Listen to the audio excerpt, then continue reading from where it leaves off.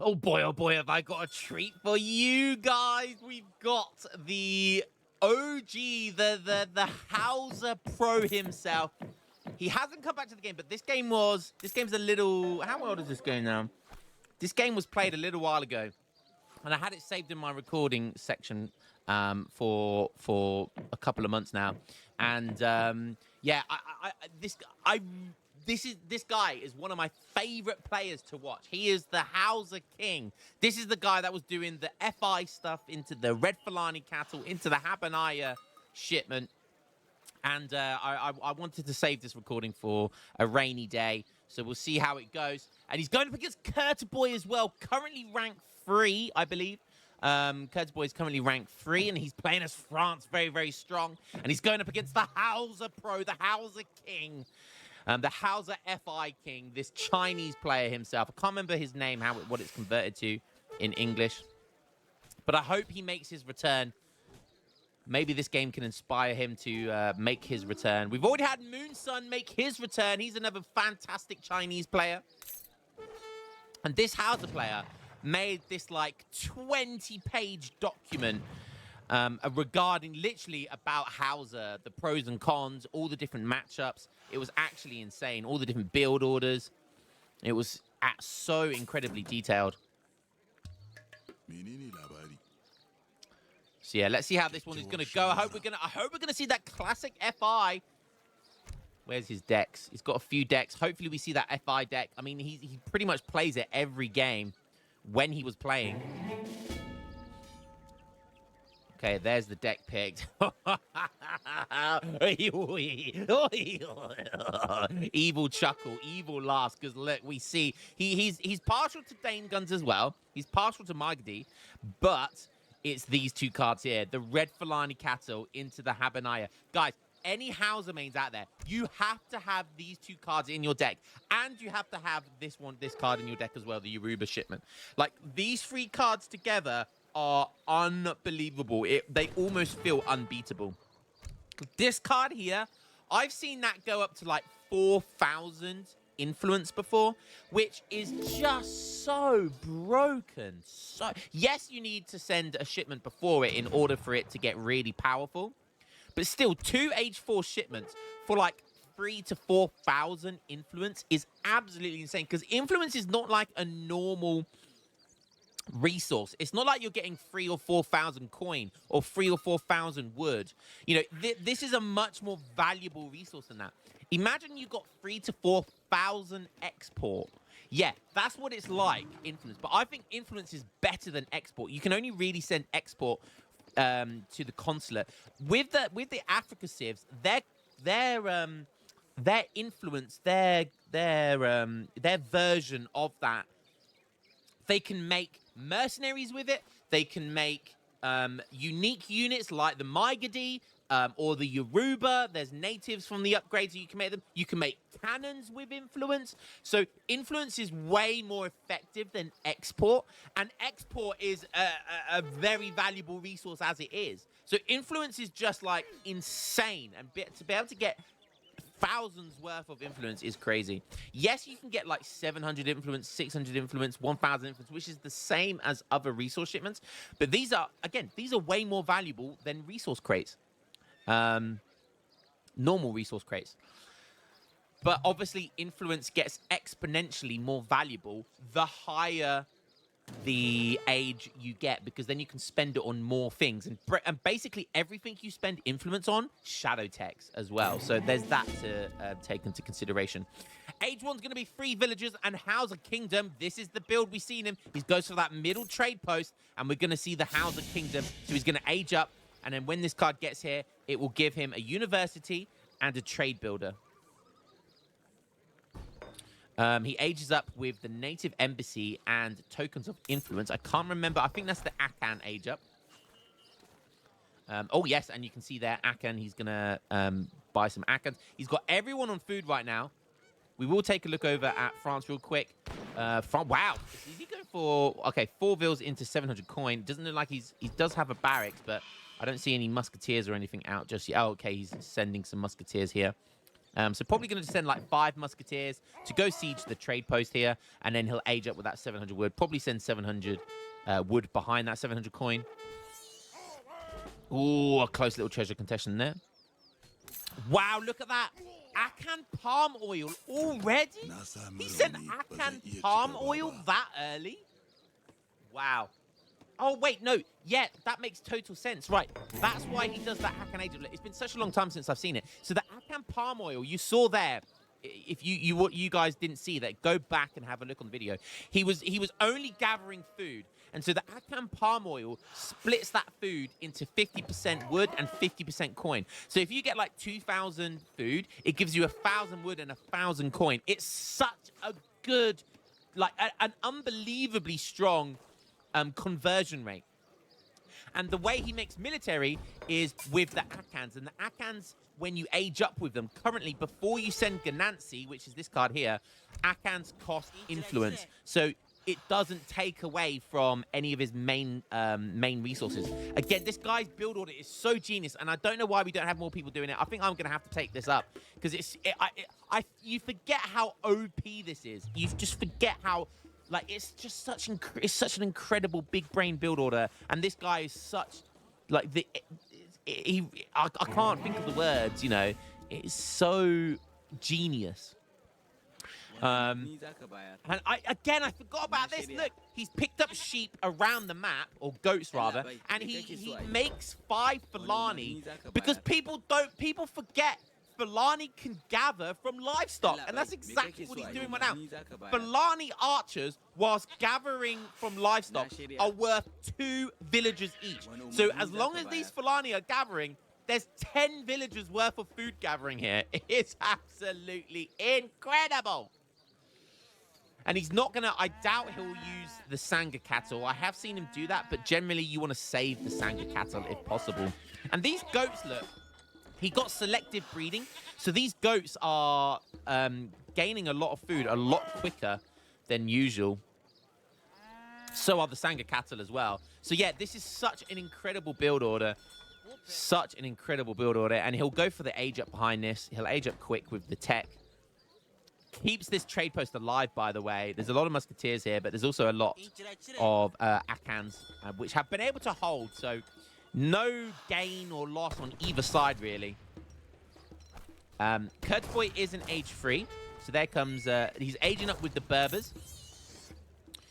So let's go have a look over at France, because I know we're Hausa's hogging the limelight, but yeah, I have to see that build order. It's so incredible. The Akan palm oil into like the selective breeding, into like the has he got the, I don't know if he's got the tech that doubles the Sangha. No, he hasn't yet, but it's just such a good build order, man. It's such a good build order. I think I'm going to play it.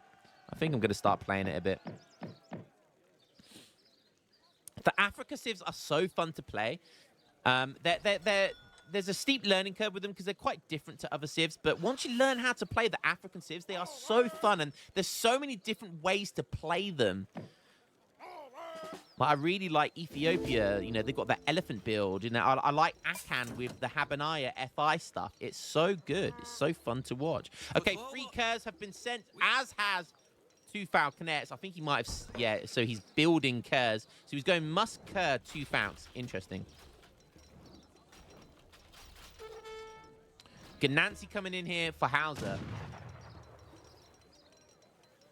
1 TP has been taken down. Still has another TP. And you can see here, this is what is so good. Like, using the Fulani to eat. He's actually eating Sangha cattle here as well.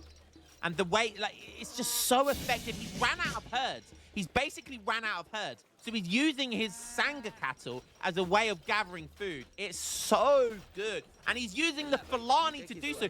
The Fulani have been constantly gathering. And they've constantly been worth 10 villagers on food. It's incredible. And look, he's being attacked, but he's still managing to age up to 4 behind all of this. Incredible scenes. Incredible scenes. The Berber age up does give you the elite Berber camels. He's aging it with the Yoruba, which will allow him to make Yoruba. I think he's trying to bait here. Or he's got a griot there as well. The Ganansi is a good card because now he can make Akans for food and coin. And on top of that, the Akans Shadow Tech. So they're a Shadow Tech in Musketeer. There comes the Age Up. Look at all of that influence on the floor. The two facts are doing work. They're going to take down the University, which is important. It looks like he wants to protect it. Ooh. He's trying to bait the must. He's trying to bait the army in general. Oh, and in comes the Yoruba. That's what he was trying to do. He was trying to bait the entire time, and the 6 Yoruba get called here. Look at these things just dominate. They are Lancers from hell themselves. They are the Minutemen version of hell. The Minutemen version of hell. The Minutemen version of Lancers, and 6 more get called in. He sent the ship, and he's making them look how fast. They get sent fast. They get built fast, and they destroy fast. And that is going to be a cleanup for Hausa. Thanks to the Yoruba, they are so OP. They are so strong. They are the Hausa equivalent of the Spy. The biggest downside to these things is that they lose HP. You can see here he's losing HP like a Minuteman. So once they're out of battle like this, you want to just try and get as much value from them as possible before they run out. And that's exactly what he's trying to do here. He's trying to get some value. Look at the stats on these things. 1.5 attack rate of fire. They're about to go down further than that. 56 multipliers versus infantry. And yeah, before they all die, he's forcing a fight. And just going to do as much damage with them as possible before they eventually all get melted. Minutemen might have been a bit of an overreaction there, but that's okay. Hausa manages to hold. So what is his plan now? Forced to come out here to get some herds. He was also forced to send this shipment, which you don't always want to do. Also, the influence that he aged up with was used to make a load of Yorubas as well. So he doesn't have lots of influence right now. You can see there he's using his griot, banging the drums. Dung, dung, dung, dung, dung. He's getting imported cannons. That's the tech from the fort. So he's going to make falconets and culverins by the looks of it. The griot is banging the drums to the town center. You can see that little music note there, which shows that the town center is inspired. And so the town center is producing villagers about 10% quicker, I believe. Work rate plus 10%. Yeah, so the town center is work rate at plus 10%. Nice raid there. Let the bodies hit the floor. Let the bodies hit the floor. Let the bodies hit the... Blah. That's a tune, that is. More villagers going to go down here as well. This is a fantastic raid here by Kurtaboy. Kurtaboy sticking to his guns in H3. The scores are still close, but that raid could be a decisive factor this game. Down to 16 villagers. Red Fulani cattle has been sent. So you can see there he's back up to 15 Sanga cattles. Sending in transhumans. This will double the double the influence from the Sanga cattle. And you can see there now Habbanaya is currently worth 2,100 influence. So by the time he can send that, he wants that to be worth as much as possible. Probably should make some Sanga cattles here as well. They cost like 100 gold or something like that. So definitely worth making some Sanga cattle. Okay, let's go have a look over at France. Okay, putting down a second. We've got a champion Yoruba here just chilling. Just having a little bit of a scouting. 34 CDBs here. He is in H3. But Kurtaboy just microing really well here. Finding that herd over here. Understanding he's running out of food resources. And just taking full advantage of that. Sending in free curs. Making more curs. Going to lose an explorer here. Which isn't great. He's going to see all of these units coming towards him, though, and this is going to be more dead villagers. He's trying to make Berbers as well now. Habbanaya is being sent, but look, he's going to go down and down and down. He's losing so many villagers. Not like this Hausa. The Hausa Pro. You can't do this to him. But it doesn't matter how many... Oh. Wait, what's Tribal Societies? Is that the one that upgrades villager HP? Maybe? I think that's upgrades villager HP. Habbanaya is being sent right now. He's making Sanga cattle, but that's not going to come in into... Oh, smart play. Okay. That was villager HP. So he's waiting for the Sanga cattle to get here before he sends Habbanaya. You can see here, Habbanaya is worth 2,900. When those Sanga cattle get built, it's now worth 3,300 almost. So definitely worth waiting for those Sanga to get here. You can see they're worth transhumans. They're now worth 0.3 influence. So all of these Sanga cattle, 19. Oh my God, more dead vills. Oh no. Curtis Boy is just so good at this. Just so good at this. But there is still one trump. There is still one sleeve, one trump card up his sleeve. That is what I'm trying to say. And that is the fact he has 2,400 influence with 3 field guns being produced right now. He's going to be able to pump out guard field guns. Is that his last-ditch effort? Is that the way he gets back into this game? Champion Berbers being made as well to protect those cannons. They are guard status because everything here basically shadow text. Maybe one more Falc.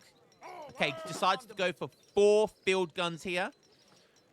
And Champion Berbers. Can he do it? This is his last effort. He's 2K scored down. He needs to make something happen. There's no way he's beating the eco of Curtis Boy right now. The Griot is going to go onto the fort, which is going to increase its work rate by 50%. I'm not sure if that actually increases it 50%. Maybe it does. That's why it's really good to have a Griot, because look at the work rate. I mean, it's plus 50%. Look how fast those Berbers are getting produced. Pretty nice. Okay, he's also sending native treaties. He'll wait for that, and it's his last-ditch effort. Native treaties is really good for the Africa civs because they get they align with natives as they age up. So he's aligned with Akan, he's aligned with Berbers, and he's aligned with Yoruba. So there's at least 3 natives he's aligned with there. You can align yourself with more natives if there are some on the map as well. But of course, there isn't any on this map, so he won't get any extra bonus from other natives. But this native treaties card is going to give him 10 units, 3 champion Yorubas. That's from the Yoruba native. They are champion level. Look at the stats on them. Bad boys. Absolutely insane. He gets 3 champion Berber Camel Riders and 4 champion Akanola Obias. Pretty nice, if you ask me. 5 more Yorubas coming in. He is all in right now. Everything coming in here. He's only on 16 villagers. He needs to make something happen right now. This is potentially going to be the last fight of the game. Ready. There are 4 field guns here. Curtis Boy still in age 3. He's making culverins. Where are they coming from? All the way over here, so they will get built. There's a lot of curs there. There's a lot of skirms there. Probably trying to go for a flank. The Yorubas want to have a fight. They want to take a fight. They're losing HP by the second. They want to take a good fight. See, he's searching with them, trying to find somewhere, trying to find an angle to approach from. There's 18 villagers up for grabs up here. Maybe he sees them with the Yoruba. Maybe he gets on top of them. Maybe Curtis Boy doesn't want that to happen and he's going to do something about it. He's going to send his goons forward. He sees the villagers. The Yoruba are getting killed here, which is not great.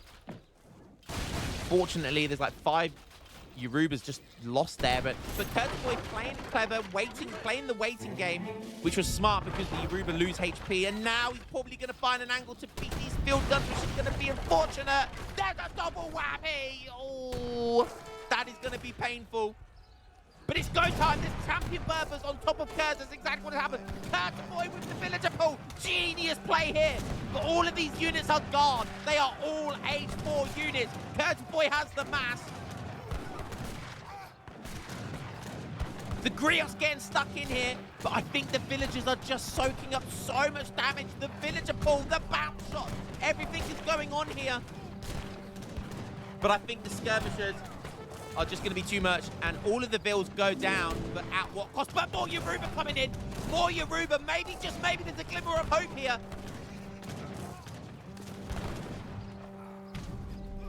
But that looks like Curtis Boy is able to hold. Maybe if he didn't lose the 5 Yoruba earlier, One more coming in, but that is not going to be enough. 3K score down. 32 villagers. Kurtzboy lost a lot of villagers there. But I think that is all the steam out of Hausa there. This is where all of the tempo comes from. The Red Fulani into the Habbanaya. The steam runs out after that. He sent Red Fulani again. So he's got another 20 Sanga cattle, which are gathering a lot of influence. There's 1,600 influence as well. But he's running out of map. He's running out of time.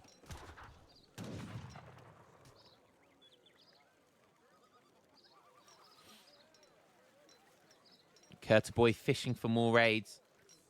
Yeah, look, 5K score down now. I think that is going to be all she wrote. The composition of Berbers with Yoruba riders is so good. It's so good. And obviously having some Akans behind it. Because these are anti-Cav. You add the Yorubas, they're anti-everything else. And between them, you just smash them in there. And they're just so incredibly strong. Kurtzboy with a third town center now as well. 18 villagers only for Hausa. Kurtzboy back up to 38. 1K coin coming in. And he's just making a mix of Kurz, Goons, and Skirms, which is pretty standard. He's got Cav Combat in. He's got Team Singalese Riflemen, so his Skirms and Cavalry are all upgraded. He has the entire map control here. He's making artillery as well. If I was him, okay, he's got a couple. I was gonna say I'd make some culverins just in case, but he's still got a couple left over. Okay, there's the third town center because that original one did get taken down. We do see a saloon here, but no units made from it. He might have just had too much wood left over, so he decided to make a villager's worth of coin gathering. Maybe. If you got a load of wood and you don't know what to spend on it, just there's no 200 wood for a villager on coin. It's not bad. You know, if you've got an excess of wood, just do it. Look at the remass, though. Look at Hausa's remass here. Pretty good. Considering how bad their economy is. It's not bad at all. Oh, he's making some Manchu. No way. He's sending in Red Fulani cattle. Wait, I thought he's already sent it. Oh, wait. Okay, sorry, I know what's happened. Oh, my God, he's sending El Meto now as well. His last-ditch effort is with the mercenaries. So he didn't send Red Fulani cattle when I said he did, because you can send this twice. But what he did was, I forget, I think Habbanaya replaces all your Sanga cattle. Just why not? And it replaced like 20 Sanga cattle, which is 2,000 coin. So not only does this give you all of that influence, it doesn't take any of the Sanga cattle away. It's so incredible. So now he's gonna, but he has used the tech, I can't remember what it's called, from the livestock market to sell all of his Sangas, and it gives you even more influence. And now he's sending Red Fulani cattle again, which gives you a big Benny and another 13 or so Sangas, which is just insane. Just insane. He's getting so much export. And this is what this build is all about. It's all about export. It's all about the export gathering. And so the more important aspect of his economy is the Sanga cattles as opposed to his actual villagers. His actual villagers are really just there to make Akans, whilst the influence is there to make everything else. And look at this remass. This is a scary remass. He's got El Metos. He's got Manchu. This is a scary remass. And I said that was the last fight of the game. There's another last fight of the game. Another champion. Kurtzboy's backing up really smartly here into a really nice choke point. But now it's going to be another go time here.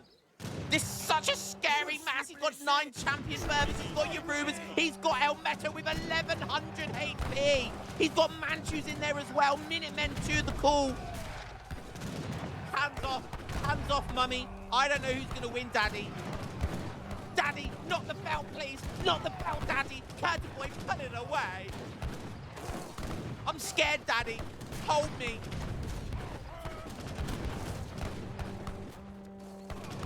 I think Kurtzboy's gonna win. I honestly don't know how, because I honestly thought for a second that Hausa was going to take that, but I was wrong.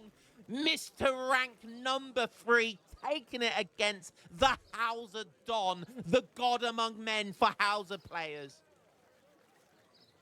The Chinese pro has fallen. I think he got a little bit unlucky with the map.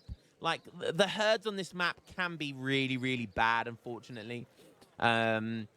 They can be quite scarce, sorry, and they can walk quite far away. But regardless, Kurtaboy just played that absolutely solidly. Great micro, great attacking of his villagers there. That definitely won him the game. And the Hausa Pro almost took it against rank number 3. Look at that villager count. Considering how many villagers he lost. Oh, wow, that was that big fight as well. Look at that. He lost 18 villagers there. Maybe there was a glimmer of hope here at some point. And there was a glimmer of hope. If he fought on a better battleground, maybe he could have taken that fight. Maybe, just maybe. It was a very, very close game, though. Very, very close game. Fantastic stuff. Fantastic stuff from both sides. But yeah, love watching the Hausa Pro. Guys, hope you enjoyed that one. I'm going to have to learn this Hausa build, man. I'm going to have to learn it. It's so good. It's so fun to watch. And it's so powerful as well. Yeah, incredible stuff there by the Hausa Don. And I hope you guys enjoyed that one. And I'll catch you in the next game. Peace.